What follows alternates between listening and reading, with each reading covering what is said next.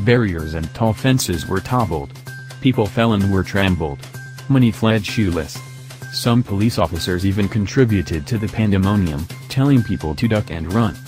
Call these chemtrails and believe the government is spraying chemicals into the atmosphere in order to control the weather and population, a practice they call geoengineering. Many theorists cite the sudden appearance and disappearance of these trails as proof that something is going on. With a wiggle to tuck her legs in, she gets as low to the ground as possible. Primed like a spring, she can deliver maximum power to jump.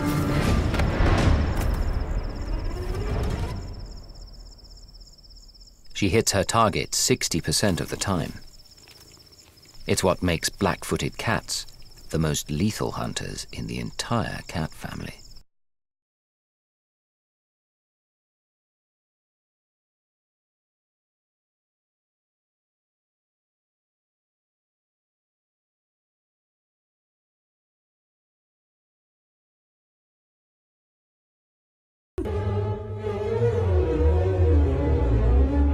Platform that could support their loss prevention department's long-term goals. They wanted to replace their existing closed-circuit TV system with IP-based video surveillance. The upgrade would reduce their total cost of ownership, allow them to build on their existing infrastructure, lower their overhead, and increase their system flexibility. I don't need reasonable suspicion. That's the law, sir. No, it's not. They might want to ask you about your medical history, where you're coming from. Is that a toolbox or something?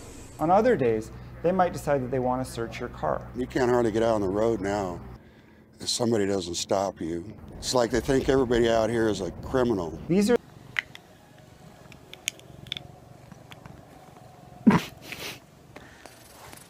I learned that there was an unnatural amount of aluminum in the soil, and that there was a program spraying aluminum and other heavy metals up into the atmosphere, and so I wanted to check it out. And that's the first way that chemtrails showed up for me. If clouds get soaked up, we'll soak up the aluminum and the metal might go in there. Right. Then if they have a magnet system, they can move clouds and possibly manipulate weather. One time, there was an immense solar outburst from the sun, maybe 100,000 times what it is right now. Tommy Gold was one of the first to suggest this hypothesis, and it has been followed up by other people. So many physicists, many astronomers believe that in the past, millennia ago, there was an intense solar outburst, and so I'm going to pursue that.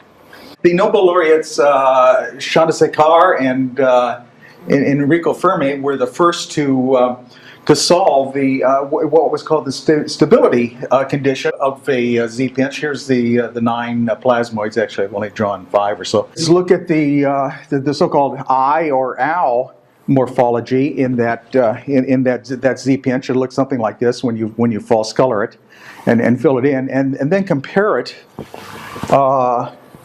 to what we call eye mask petroglyphs around the world. This is Easter Island.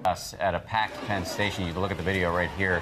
This is in New York City. Passengers stampeding after what some people thought. They're here! They're here! Connor, they're here! Stampeding! I literally just saw someone get run over by everybody.